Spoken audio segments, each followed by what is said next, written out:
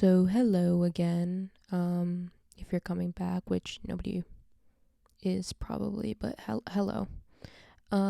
So I've been thinking about, you know, I constantly when I use TikTok, I constantly am saving videos. Like I see those videos about what media I've consumed today, like some articles, and I use Substack, and I'm always like reading these things, and you know I'm starting to think that am I reading these things because I know I want to read them, and I want to get information, or am I performing as you know am I performing as somebody who's smart and who's interesting, you know and I'm constantly worried that I am uh performing as just somebody who wants to be liked and wants to be interesting and wants to be intelligent, you know? But then again, would somebody who's performing intelligence be aware that they are doing it? Or am I just constantly overthinking it? So I just want to put that out there. Um, and I also read an article about, the humanitarians and why you know, we kind of need the humanitarians and like English and, art and communications. And I totally agreed with that article. If I, I'll link it down below if I can find it. Um, but it talks about how kind of how we need how like STEM people in STEM they need ethics basically, and how do you get ethics through the humanitarians.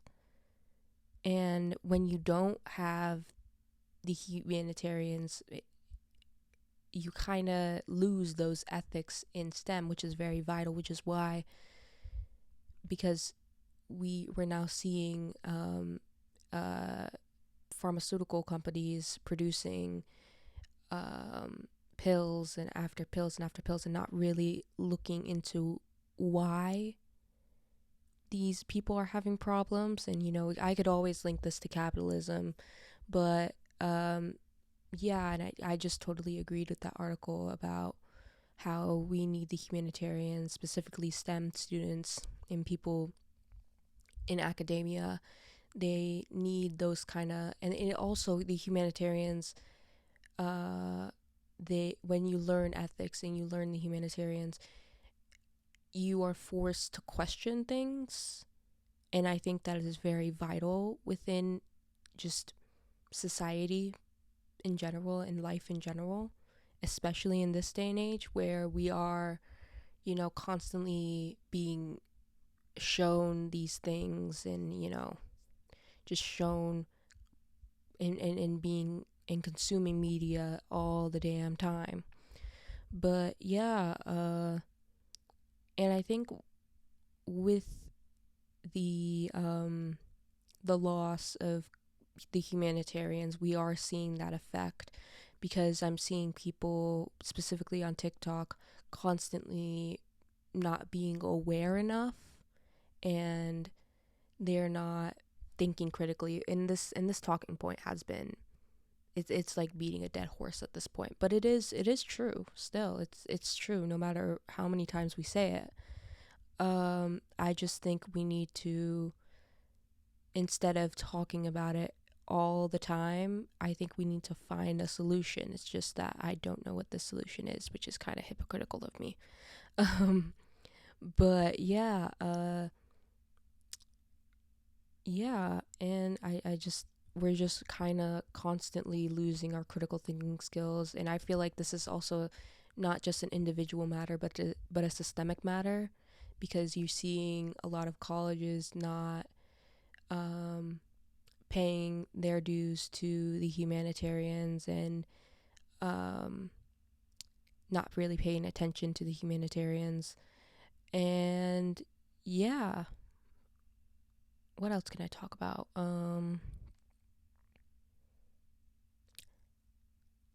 I had banana pancakes.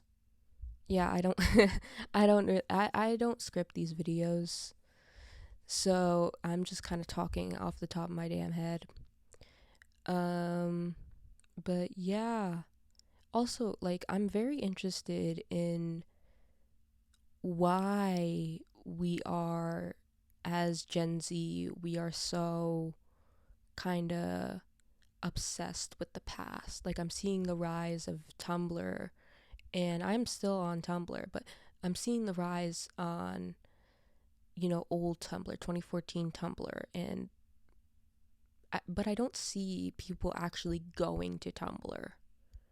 I don't see people posting about their Tumblr. There are people on Tumblr, don't get me wrong, but I don't see people talking about Tumblr. They just, and as a modern lens, from a modern lens, they don't talk about Tumblr. I see people talking about 2014 Tumblr and, the old Tumblr, but I don't see people actually going on Tumblr.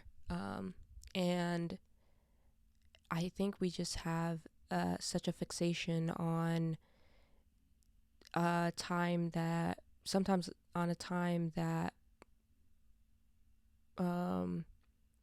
that we weren't really there for, like the 60s. And, I'm also at fault for this, Um, I'm also at fault because I love, I love the 60s aesthetic. Excuse me. I love the 60s aesthetic, and I'm constantly going to antique stores and thrift stores and consignment stores. I love the vintage aesthetic, but I'm kind of thinking about, why do I love it, and I think I love it because it's just, maybe one, a common theme is that things were just higher quality. Like I got a dress that I'm looking at right now on my bed, and and it's really high quality, and it's not even designer. I don't know what the brand is, but hold on. It's much higher quality than the modern clothes that I have now, you know? So, um, yeah, I can't see the brand, but it's from Vintage to Vogue. So, if you ever wanna, if you're in North Carolina, but I think it also goes deeper than the quality, and we could talk about the quality and it's just overconsumption and all that, but I also think like we're thirsting for a time that we never had, you know? And I don't know why, really. And I'm trying to connect the dots, but I just don't know why. Why are we, constantly looking at, I mean, I've seen people be nostalgic for the 1920s, you know. Uh yeah, so I don't, it's a very unique phenomenon, and maybe I'm overthinking it, and this happens cuz this is like a common thing within, no matter what generation, is that you look for remnants of the past even if you weren't really born. um like the like the medieval revival of the 60s. um but it's like it's just very prevalent now. And um and maybe it's like nostalgia bait, maybe it's that.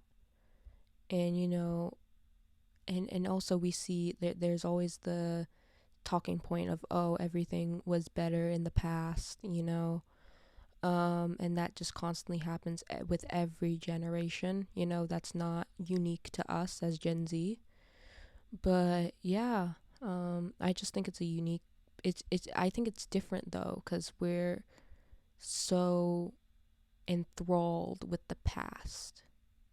We're constantly looking at it, and we're not really inventing something new. At least I've not, and I'm chronically online, and so I just haven't seen anything new really, except for like the office siren thing. But even then, that calls to the past. You know, it's the 2000s, the Devil Wears Prada super nanny thing. So yeah, it's just maybe it's because also I think we have, as Gen Z, we have a big problem with escapism. I think we have a very big problem with that. And I think the reason why we look back into the past that we weren't ever in was because of escape, is because we're constantly trying to escape our current conditions. Because look at the world around us, you know? It's shit, really. Um but yeah, I think we have a big problem with escapism, and we're constantly seeing that, not through music and through media, you know. I think the reason why we're switching aesthetic after aesthetic after aesthetic is to find something new to indulge in, you know, and that with along with overconsumption, which is I think a part of escapism that we're dealing with. Um but yeah, those are my thoughts for today. Bye.